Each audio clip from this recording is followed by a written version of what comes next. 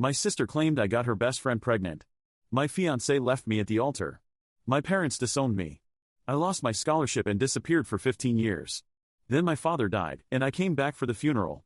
The DNA test I demanded revealed something so explosive that 3 families imploded, 2 marriages ended, and the woman who lied was arrested on the spot.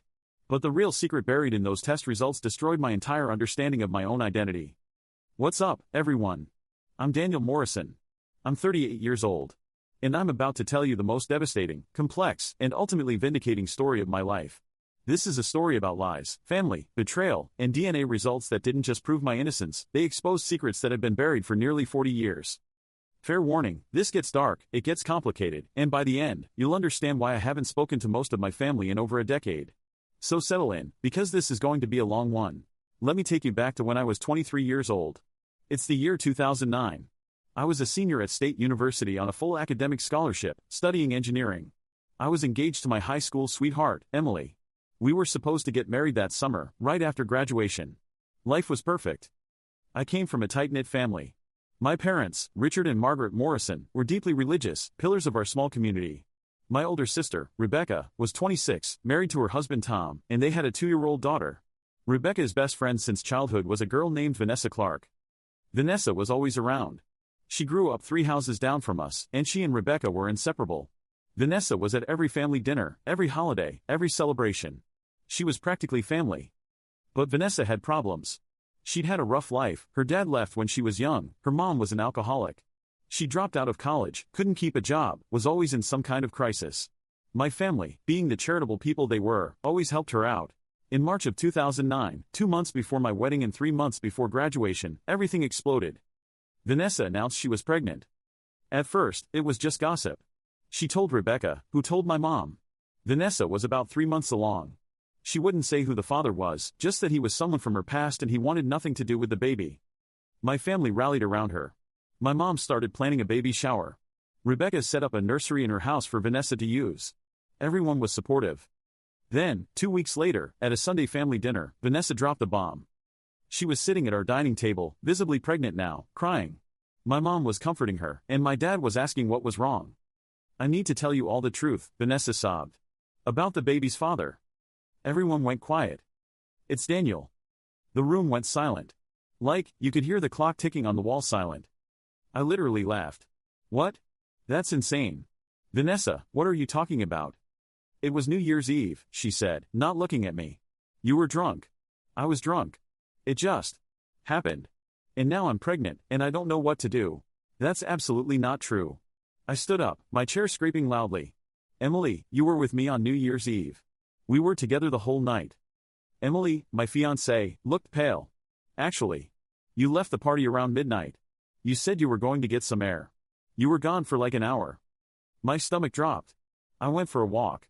I was alone. I needed to clear my head because I'd had too much to drink. Vanessa was crying harder now. Daniel, please don't make this harder than it already is. I know you love Emily. I know you didn't mean for this to happen. But it did. And I'm having your baby. You're lying. I turned to my family. Mom, Dad, you can't possibly believe this. I would never. My father's face was stone. Daniel, did you or did you not leave the party on New Year's Eve? Yes, but I didn't. Were you or were you not drinking heavily that night? I had a few drinks, but, and is Vanessa or is she not pregnant? She is, but it's not mine. My mother was crying now. Daniel, how could you? Emily is such a sweet girl. And Vanessa is like family to us. How could you do this? I didn't do anything. I was shouting now, desperate. Rebecca stood up. Danny, just admit it.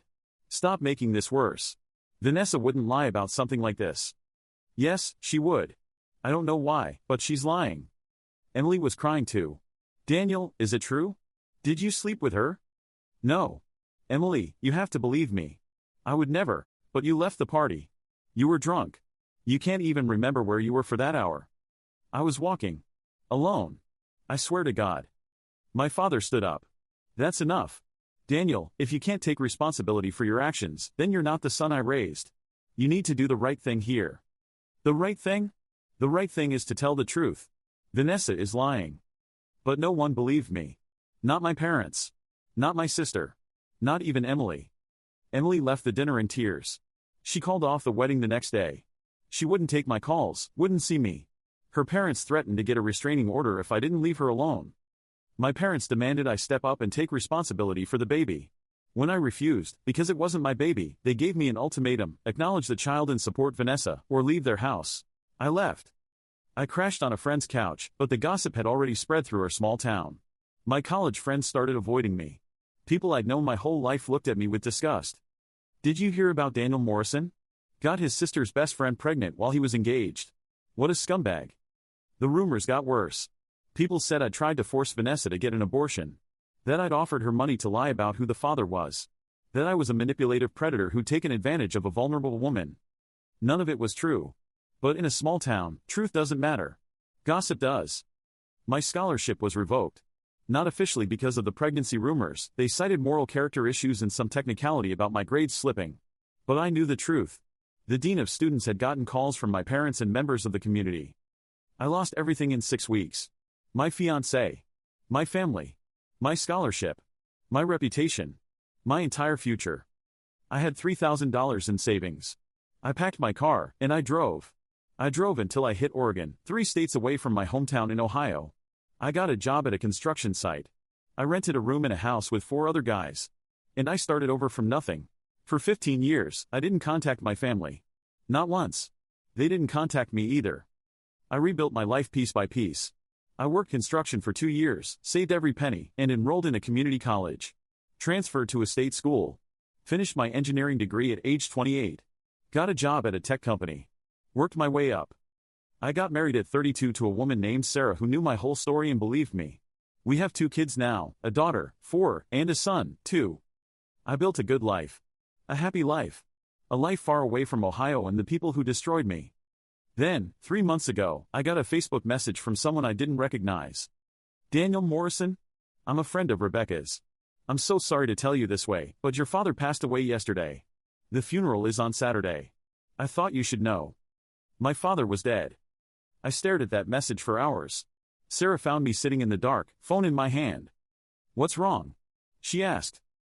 My father died. She sat down next to me. Are you going to the funeral? I don't know. Do you want to go? I thought about it. 15 years of silence.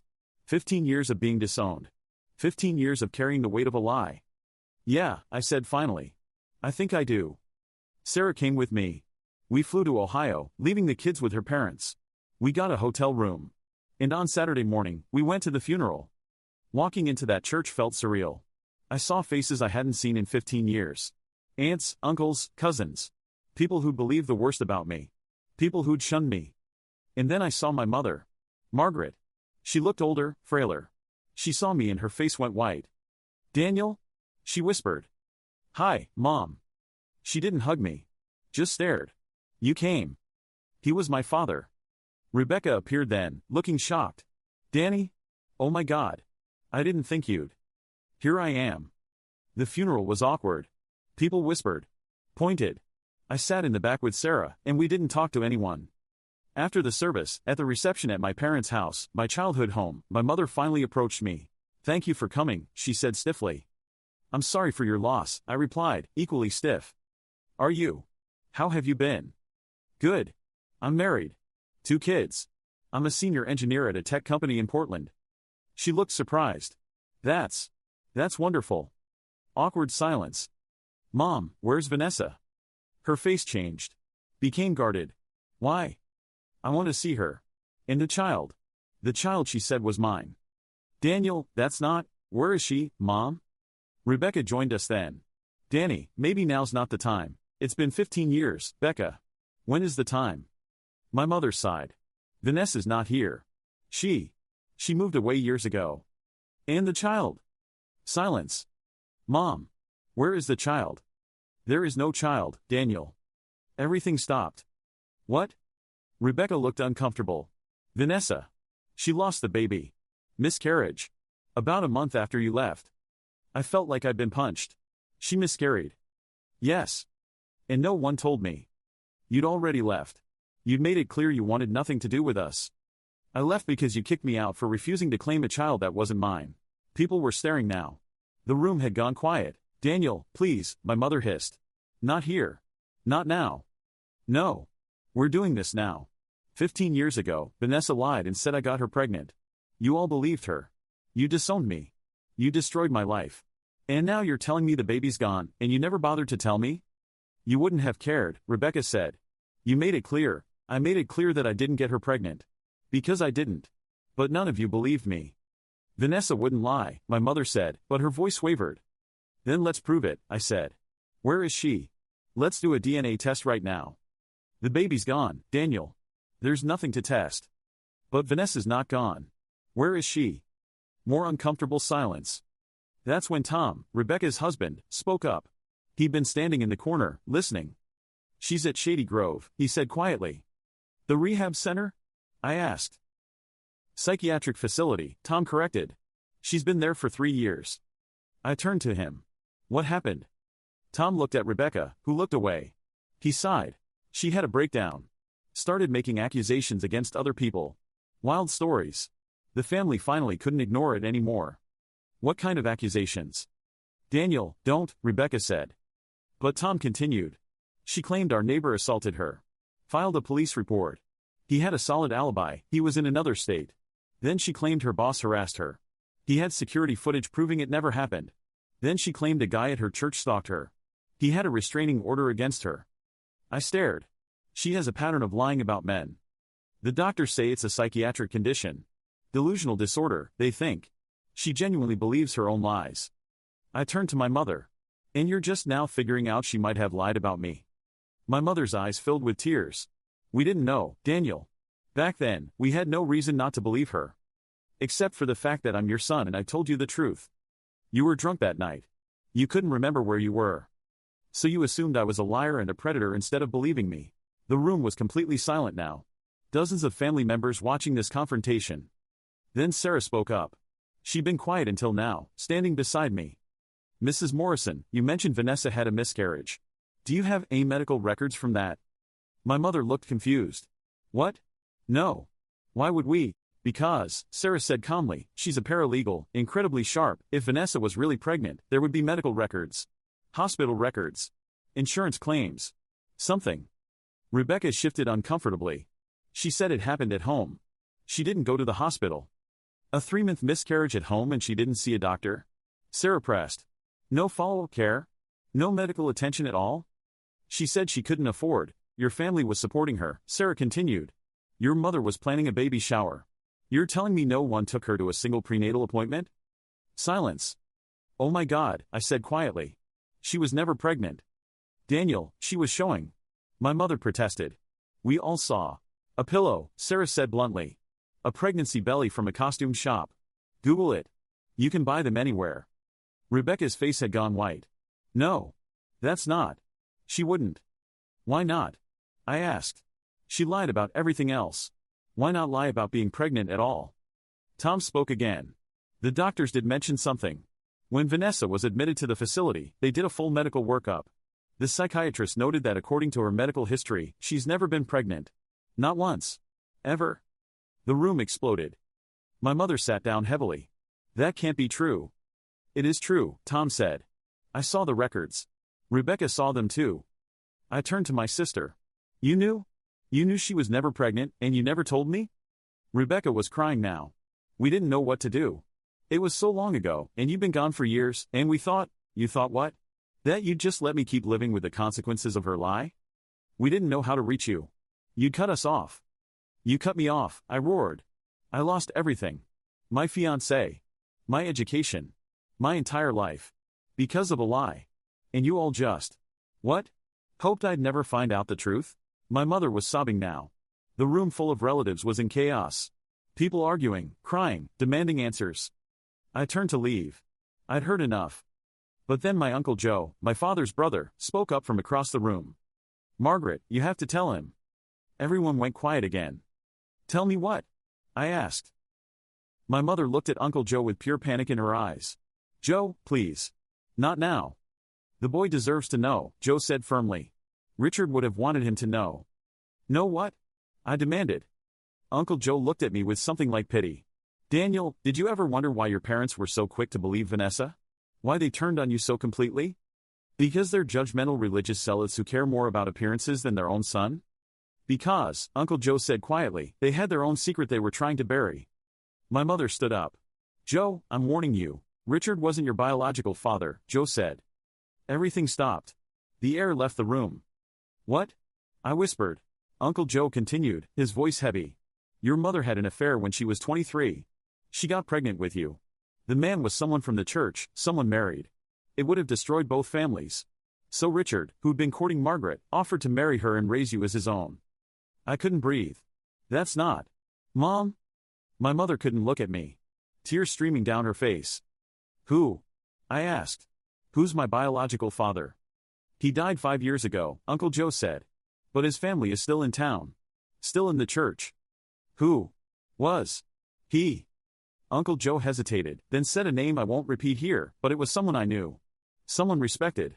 Someone whose family had also been at this funeral. The room erupted again. Because apparently, some people in the room had known, and others hadn't.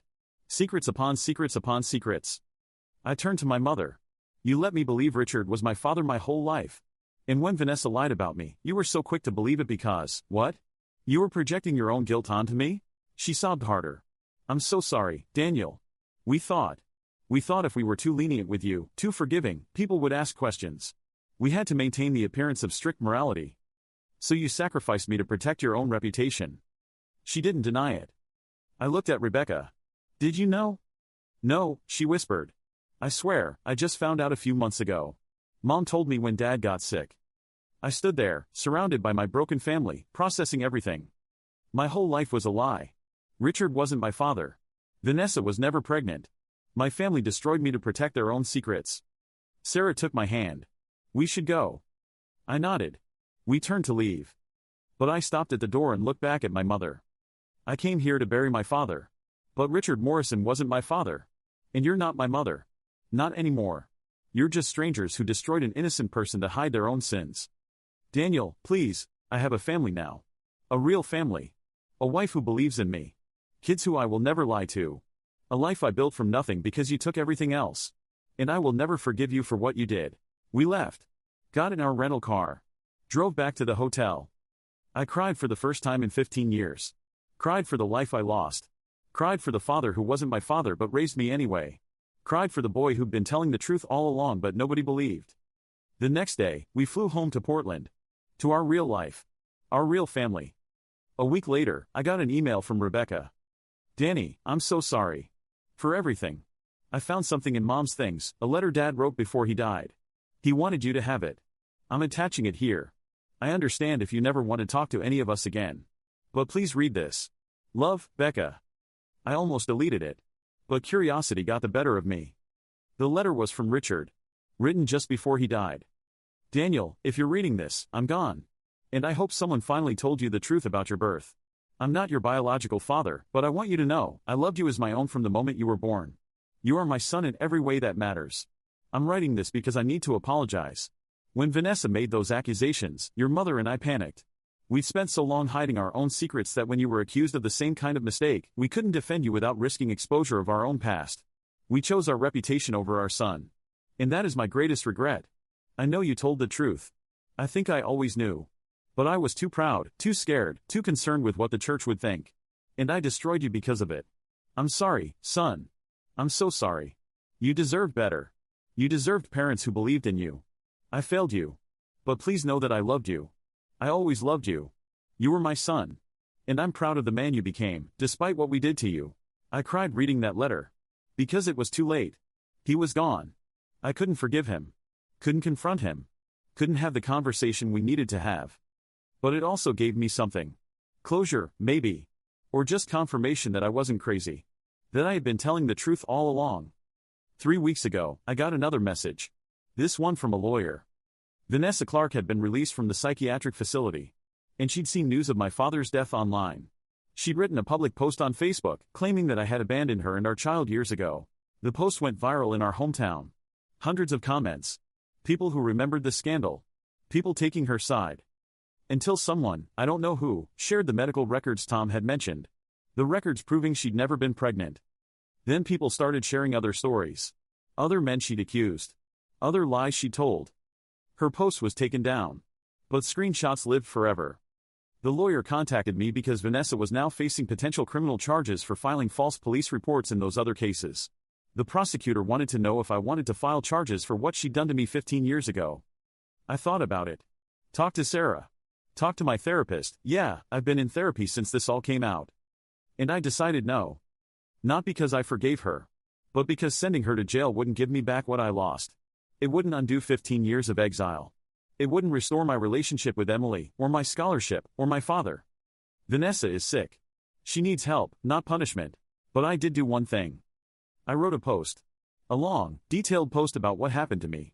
About the false accusation. About my family's betrayal. About the DNA truth. About building a life from ruins.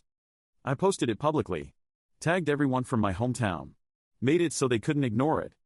And then I shared the medical records, with identifying information redacted to protect privacy laws. The response was overwhelming. Hundreds of messages of support. Apologies from people who believe the rumors. Former friends reaching out. Even Emily, my ex-fiancée, sent a message. Daniel, I'm so sorry. I should have believed you. I was young and scared, and I let other people convince me you were lying. I hope you found happiness. You deserve so much better than what we all gave you. It felt good. Vindicating. But also sad. Because none of it brought back those 15 years. None of it undid the damage. My mother has tried to contact me multiple times. I haven't responded. Rebecca keeps trying to. I'm not ready. Maybe someday I will be. Maybe not. But I've learned something through all of this. Sometimes the truth comes out. Sometimes justice happens, even if it takes 15 years. Sometimes the people who wronged you face consequences. But that doesn't mean you have to let them back into your life. I have a new family now. Sarah and my kids are my priority. They're my present and my future. My biological father? I looked him up. Learned about him. Decided not to contact his family. That secret died with him, and I'm okay leaving it buried. As for Vanessa? Last I heard, she's back in treatment. And I genuinely hope she gets the help she needs. Not for her sake, but for the sake of the next person she might hurt. So that's my story. The lie that destroyed everything. The family that chose reputation over truth. The DNA test that revealed more than anyone expected. Would I do anything differently if I could go back? Honestly? No. Because the path I walked, as painful as it was, led me to Sarah. To my kids. To a life built on truth instead of appearances. And that life is better than anything I left behind. Thanks for listening, everyone. If this story resonated with you, hit that subscribe button. Drop a comment about your own experience with false accusations or family betrayal. Share this with someone who needs to hear that the truth eventually comes out. Until next time, believe in yourself, even when no one else does. Build your life on truth. And never let other people's lies define who you are. This is Daniel Morrison, signing off. The son who wasn't a son. The father who was accused of abandoning a child who never existed. The man who survived it all and came out stronger.